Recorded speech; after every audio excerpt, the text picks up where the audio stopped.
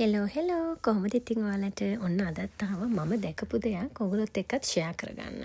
මේක මමත් ඉතින් try කරා. මේක මම දැක්කේ මුලින්ම SL Healthy Foods Chef Palitha කියලා YouTube channel එකක. එයා තමයි මේක දාලා තිබ්බේ. ඇත්තටම අපේ ගෙදර මේ ඉන්දියාප්ප පිටි පැකට් එක දැන් දවස් ගානක ඉඳන් තියෙනවා. මං ඉන්දියාප්ප හදනවා කියලා ගෙනාවට හැමදාම ওই කඩෙන් ඉන්දියාප්ප 25ක් ගෙනල්ලා කනවා අපි දෙන්න ලේසියට. ඕක හැදෙන්නෙම නැහැ. ඊට පස්සේ මට මේක දැක්කට පස්සේ හිතුණා අනේ මේක මරු වැඩේ හදන්න ඕනේ කියලා. ඉන්දියාප්ප පිටි ටික ඉතින් අනාගානේදී ඔයගොල්ලෝ දන්නවනේ ඒක කියන්න ඕනේ නෑනේ ලුණුයි මම බටර් චුට්ටකුත් දැම්මා. වතුර ඇල් වතුරෙන් තමයි අනාගත්තේ. ඊට පස්සේ තෙල් චුට්ටක් දාලා මම මේ හදන්න යන්නේ අර ඔයගොල්ලෝ සමහරු මේක දැකලා ඇති. එයා මාසෙකට විතර කලින් තමයි මේක YouTube එකේ දාලා තිබ්බේ. මම හිතුණා ඉතින් දැක්කේ නැති අයත් එක්ක මේක ෂෙයා කරගන්න ඕනේ කියලා. ඔය ඉන්දියාප්ප කොත්තුවක් තමයි හදන්න යන්නේ. හැබැයි ඉන්දියාප්ප හදන්නේ නැතුව. ඉන්දියාප්ප වෙනම හදාගන්න නැතුව නැත්තම් අර වට්ටි හොදගෙන වැඩ ගොඩයිනේ.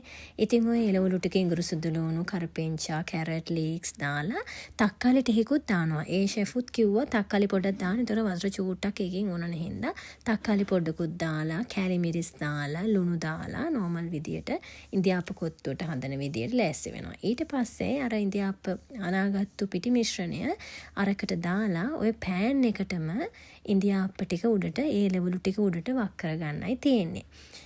ගොඩාක් උඩට දාන්න එපා. මම දන්නේ නැහැ. මමත් මේ ෆස්ට් ටයිම් එක හැදුවේ.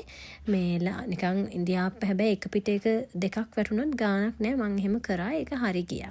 ඊට පස්සේ හොඳට ෆොයිල් එකකින් වහලා ලිඩ් එකකින් වහගන්නයි තියෙන්නේ. මේක ස්ටීම් එකෙන් තමයි තැම්බෙන්නේ. ඔය අතර මම කලින් දවසේ රෑ ඇත්තටම අපි හදලා ඉතුරු වෙච්ච චිකන් කෑලි 3ක් තිබ්බා බේක් කරපු. මම ඒක එයා ෆ්‍රයි එකට දාලා තව චුට්ටක් රෝස්ට් කරගත්තා. හොඳට පොඩක් රෝස්ට් චිකන් දාන්න පුළුවන් මේකට කියලා. ඊට පස්සේ දැන් ඔන්න අරක ටක් ගාලා ඒක රෙඩි වෙනවා. පොඩි වෙලාවයි හුමාලි හොඳට යනවා පේනකොට ඇරලා හිමීට හැබැයි අත පුච්ච ගන්න නැතුව හුමාලි වදින්න පුළුවන්. ඇරලා බලන්න. ඒතකොට ඉන්දියාප්ප ටික හොඳටම තැම්බිලා. හිතා ගන්න බෑ. ඇත්තට මේක නියමටම එනවා. ඊට පස්සේ ඒකෙම තියලා ඉන්දියාප්ප ටික හොඳට කැඩෙන්න මේ හැන්දකින් කඩාගෙන අයිනට කරලා බිත්තර දෙකක් හරි කැමති බිත්තර ප්‍රමාණයක් දාගන්න පුළුවන්. දාලා මේ ඉන්දියාප්ප ඇත්තටම අඩුවෙන් මම ওই ගානට තමයි හැදුවේ. චිකන් එළවලු බිත්තර වැඩිපුර දාලා ඉතින් පාන් පිටිනේ ඉන්දියාප්ප චුට්ටක් අඩු වුණාට කමන්නේ ගුණයි. ඊට පස්සේ ඕකට මම චිකන් කරි ටිකකුයි චිකන් liver කරි එකක් හැදුවා. ඒකයි රෝස් චිකනුයි ඔක්කොම ටික දාලා ආයි කලවම් කරගෙන ලුණු මිරිස් මදි නම් ආයි දාගෙන කන්නයි තියෙන්නේ මේක. මට නම් ඉතින් මේ වැඩේ මාරුදිර හිතට අරලා ගියා. අපේ ගෙදර සාමාන්‍යයෙන් ඉන්දියාප්ප කොත්තු කනවා. මෙයා එහෙම හරි ආසයි ඉන්දියාප්ප කොත්තු කන්න. අපේ හස්බන්ඩ්. ඉතින් ඒ නිසා මේක මාරු. මට ඉන්දියාප්ප ගේන්න ඕනෙත් නෑ. ලේසියෙම පිටි තිබ්බොත් හදා ගන්නත් පුළුවන්. මේ අලුත් අයිඩියා එක කියලා දීපු chef පාලෙටට thank you so much. එහෙනම් ඉතින් ඔයගොල්ලොත් මේක හදලා බලලා මගේ වීඩියෝ එකට කැමති නම් like එකක් දාලා share කරන්නත් අමතක කරන්න එපා හොඳේ.